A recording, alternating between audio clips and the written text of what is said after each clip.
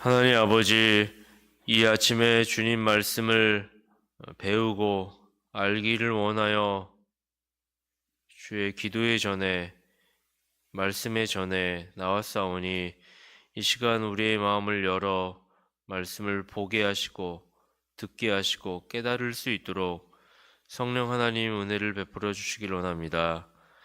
하나님 말씀이 우리의 삶에 실제적이고 직접적인 영향을 주므로 우리의 그릇된 자아와 부패된 영혼이 제 길로 가려고 하는 그런 욕망을 버리게 되고 주님으로부터 주어지는 크신 은혜로 말미암아 올바른 길, 선한 길, 그 길로 걸어갈 수 있게 되는 줄로 믿사오니 주님 우리에게 진리의 말씀으로 우리를 다스려 주시옵소서. 이 아침 주님께서 주신 말씀에 빗대어 우리의 삶을 비춰봅니다. 그 말씀에 근거하여 우리의 삶의 그릇된 부분들은 교정되고 하나님 말씀만이 참입니다. 인정하고 주님 말씀대로 살려고 하는 새로운 본성과 의지를 허락하여 주시옵소서. 우리 구주 예수 그리스도의 이름으로 기도합니다. 아멘. 오늘 본문은 주기도문에 대한 해설에서의 연장에 있는 내용입니다. 우리는 주기도문을 읽을 때 오늘 본문과 유사한 간구를 발견할 수 있었는데요. 그것은 7가지의 간구 중에 5번째 간구, 우리가 우리에게 죄 지은 자를 사하여 준 것 같이 우리 죄를 사하여 주옵시고 라는 간구입니다. 주님은 주기도문에서 이와 같은 내용을 이미 기도하라고 가르쳐 주셨는데, 그리고 난 후 왜 또 동일한 내용, 비슷한 내용을 마지막에 하라고 강론을 하신 것일까요? 아마도 주기도문에서 강조된 의무들을 실행하는데 실천적인 영역에 있어서 육체를 가진 인간에게 가장 본성적으로 싫은 내용이 하나 있다면 다른 사람의 죄를 용서하는 것일지도 모르겠습니다. 주님은 여기에 담긴 내용이 죄 많은 우리에게 아무리 싫은 것이라 할지라도 이 구절을 마지막으로 또한 강조하심으로써 주기도문의 기도에 관한 단락을 마무리 지으시고 계십니다. 여기에 관한 내용에 대해 4가지 교훈을 살펴보고 마치려고 합니다. 첫째로, 다른 사람의 과실을 용서했다고 하여 하나님께 상 받을 만한 공로가 되는 것은 아니라는 사실입니다. 본문 14절 다시 한번 읽어보겠습니다. 너희가 사람의 과실을 용서하면 너희 천부께서도 너희 과실을 용서하시려니와. 본문을 문자적으로 읽어보면 타인이 내게 행한 과실, 그것을 내가 용서해주면 그 용서한 행위가 공로가 되어 하나님께서도 내 과실도 용서해 주실 것이라고 꼭 해석하면 될 것 같습니다. 그런데 이 문장은 그렇게 봐서는 안 될 것입니다. 우리는 성경 전체가 주는 교리의 통일성과 일관성에 따라 이 사실이 그렇지 않음을 알고 있습니다.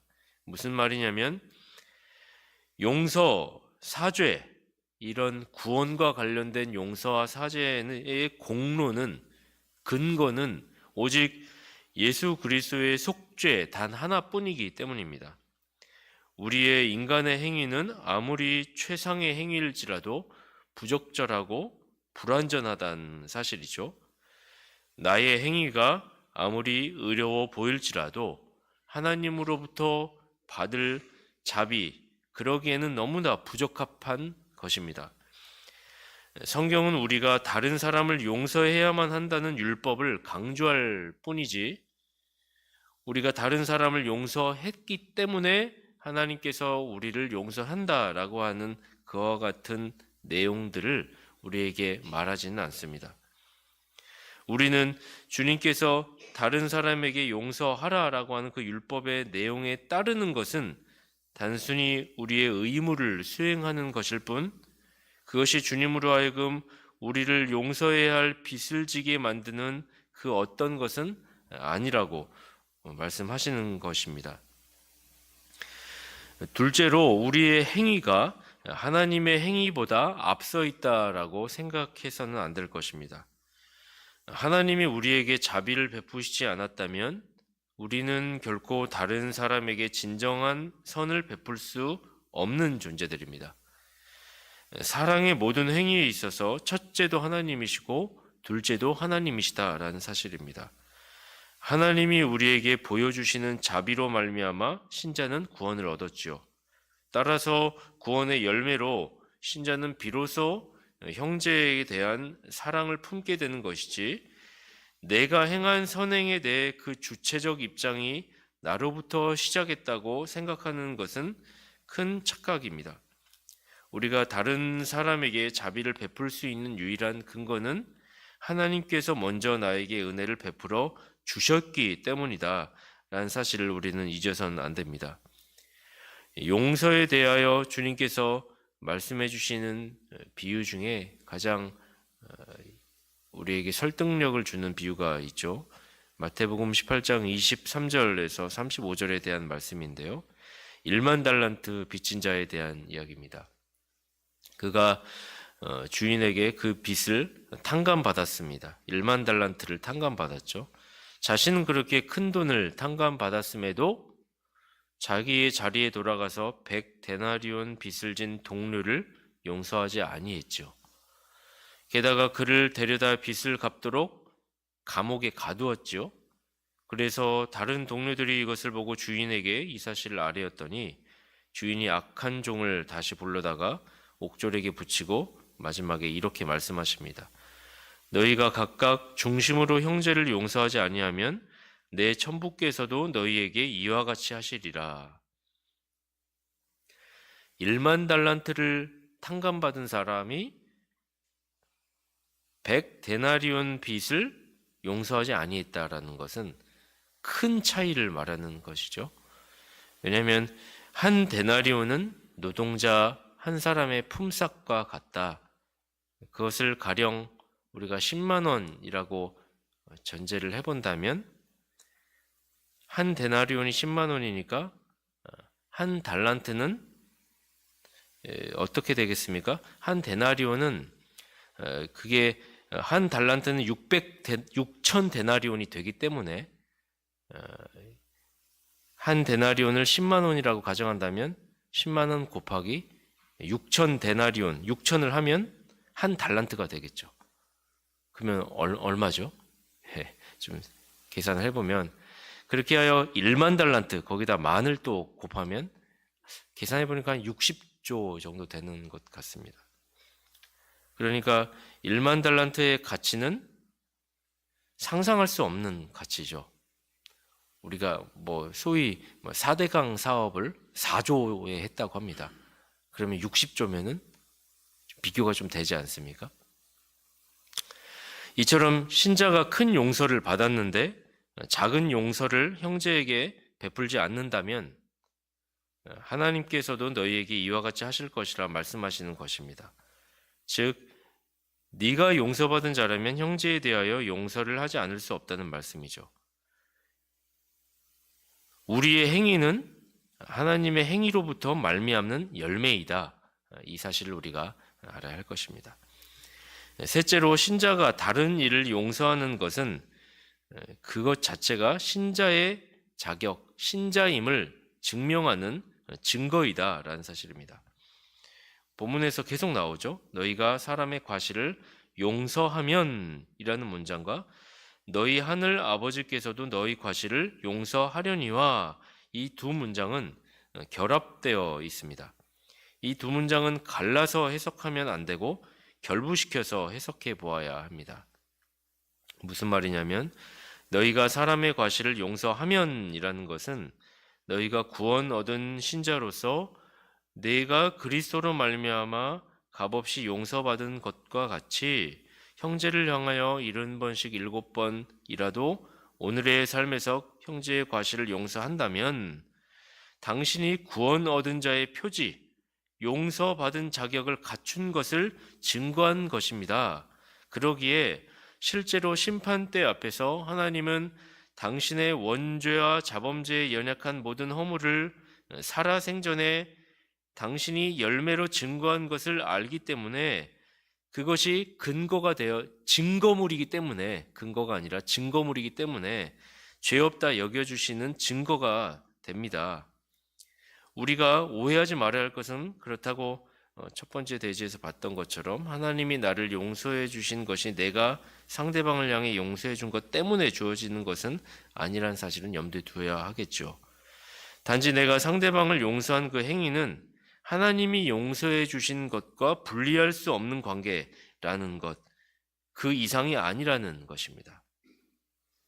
우리는 하나님으로부터 자비를 입은 사람들이야말로 다른 사람을 가장 온유하게 대할 사람임을 알게 됩니다.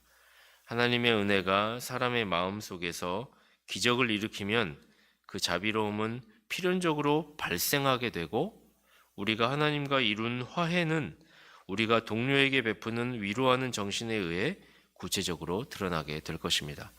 그런 형제의 사랑으로 우리의 신자됨을 증거하는 자들이 되기를 소망합니다.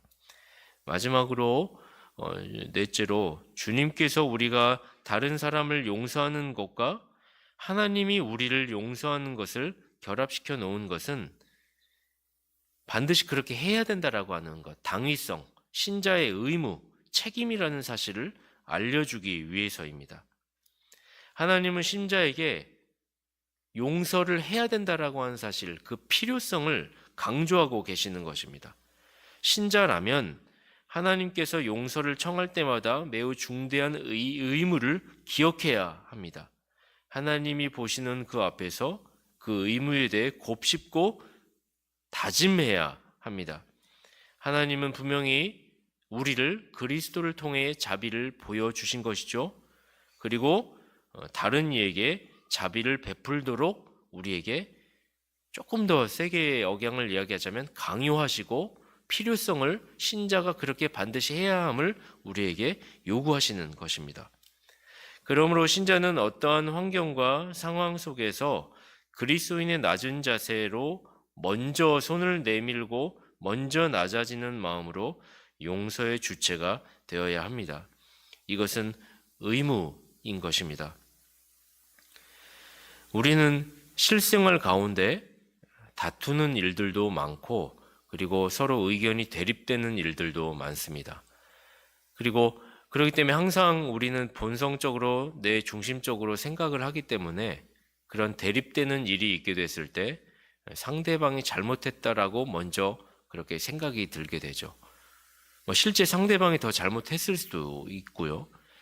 부부 관계에서 그런 일들이 또 많이 일어나죠. 사소한 일들로 언쟁을 하게 되거나 마음을 쓰게 되는 일들이 있을 때 항상 이 사실을 신자들은, 그리스도인들은 먼저 가져야 할 것입니다. 그럼에도 불구하고 주님께서 나를 용서해 주신 것에 비하면 지금 이 상황이 억울한 상황은 아닐 것이다. 따라서 내가 먼저 그 사람에게 용서를 구하고 그 상황에 대하여서 미안함을 표하고 화해를 청하는 것, 이것이 신자된 자의 도리이고 모습이다.